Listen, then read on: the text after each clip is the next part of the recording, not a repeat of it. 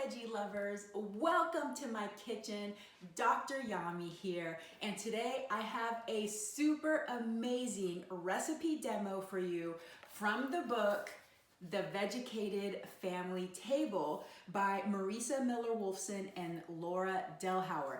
Get your hands on this book ASAP. The reason that I'm wearing footy pajamas and my house slippers is because today is Sunday, and on Sundays we like to have what I call special breakfast. So today I'm going to show you how to make white bean wonder waffles. And there's a couple of reasons that I'm super excited about showing you how to make this recipe. One, it's got beans. And if you know anything about me, you know that I'm a bean pusher. So I'm so excited when I see recipes that include beans in innovative ways that people aren't used to, so that you can eat beans all day long. I mean, that makes me super happy. But number two, this recipe is delicious. It's crunchy on the outside, it's soft on the inside, it's hearty, it's nutty, it's just so filling, so nourishing. It's going to be my new go-to waffle recipe. And that's saying a lot because I developed my own waffle recipe that I like a lot, but this one definitely tops it. But like I said, beans. I mean, it's got beans in it. So, okay, let me show you how to make this recipe. Now, one of the things when you read the recipe, this book is written for children of all ages, including babies. So if you are starting at the beginning with your family, you're pregnant or you have a little baby, this book will take you through the whole process, even making purees and everything for your baby. So it's very, very comprehensive. And for this recipe, they were kind of thinking about, feeding toddlers. An advantage to having beans besides the fiber is going to be iron content and also calcium. And if you're using a fortified plant milk, even more calcium. So there's lots of advantages to feeding this to toddlers. However, in my family, we have 4 big people, 3 really big people that like to eat a lot. Even though it says that making one full recipe makes a lot, it makes 3 waffles, which would be a lot for most households, it's not enough for us. So I'm doubling the recipe. However, these freeze great. So if you're not sure, double the recipe and then freeze them, and then you have extras. I mean, it's like cooking smarter, not harder. Remember, I have a whole episode on batch cooking on my podcast. So whenever you double recipes, even if you're not going to eat it all in that one meal, you can save it for later. So today I'm going to double. But when I'm calling out the ingredients, I'll call out what they have in the actual written recipe. I've started in my blender here, Vitamix. So for this recipe, you do want to use a high-speed blender. It's really, really important for this recipe, okay? So Vitamix, Blendtec, a really good blender. I've already put my milk in here. So it calls for 2 cups of non-dairy milk. Like I said before, if you want to make sure that you're getting sufficient calcium, use a fortified, unsweetened plant milk, soy milk, Ripple, something like that. Here I have soy milk, which is our favorite. So 2 cups of plant milk. And then we're going to add beans. Now, something that's really important about this recipe is that these beans are not cooked, they are soaked. It calls for navy beans. I had different white beans. When I first tested this recipe, I actually used soaked chickpeas because I already had them soaked. I was going to use them for another recipe and it worked great. So I anticipate a lot of different beans would probably work in this recipe. But for color, you want to stick to the lighter colored beans. So here I have some cassoulet beans that I got from Rancho Gordo. And I actually soaked these for a full 24 hours. It calls for half a cup of dried navy beans that have been soaked in water overnight, drained, and rinsed. Okay, so that's what I'm going to put in here. And then you're going to have your flours. So the recipe calls for 1 cup of spelt flour. Spelt is just a different kind of wheat. It's a more ancient grain. So I had in my pantry a heritage wheat blend. And so it calls for 1 cup of this spelt. So I'm going to put my flour in here.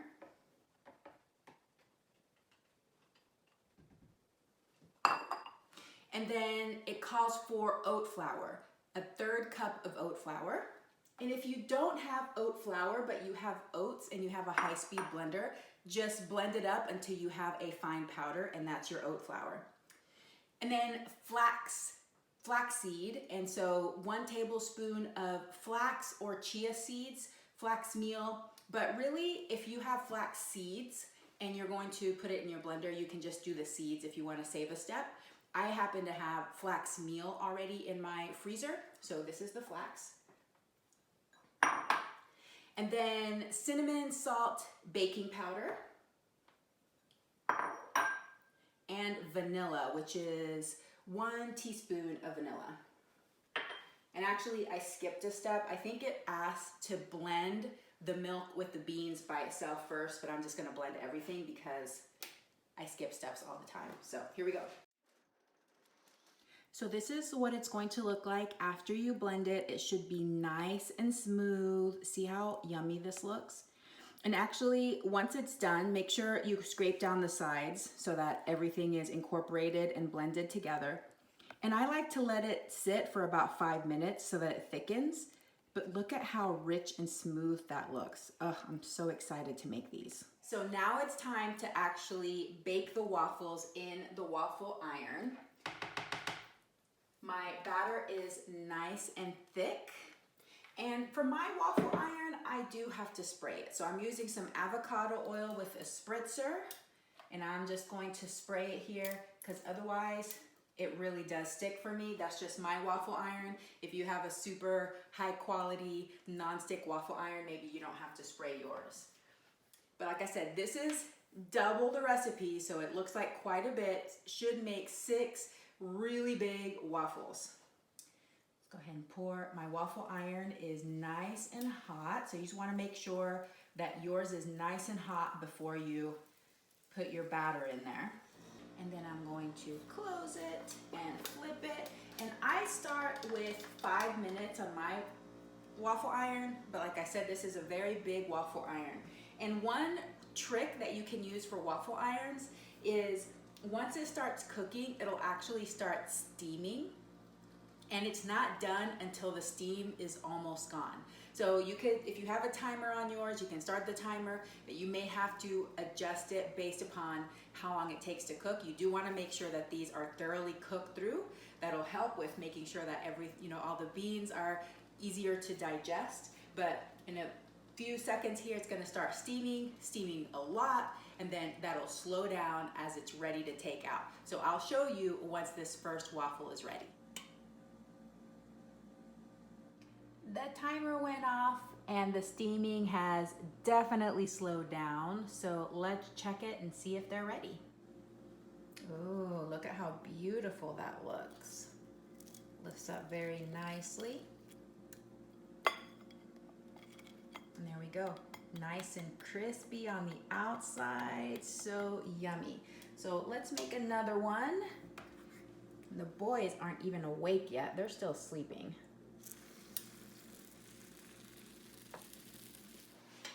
Okay, veggie lovers, here it is, the finished product. White bean wonder waffle, delicious fresh raspberries, maple syrup, and a little bit of vegan butter. And for extra special trick, you can heat up your maple syrup so that it's warm. It is so nice. I'm just gonna take a bite of this. Little raspberry.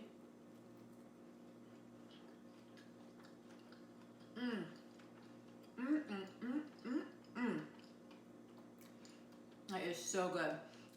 Veggie lovers, I really hope that you will try this recipe and that you will pick up a copy of this book, The Vegucated Family Table, Irresistible Vegan Recipes and Proven Tips for Feeding Plant-Powered Babies, Toddlers, and Kids, but also adults. So pick up the book, make the white bean wonder waffles, get more beans in your life, and some delicious food.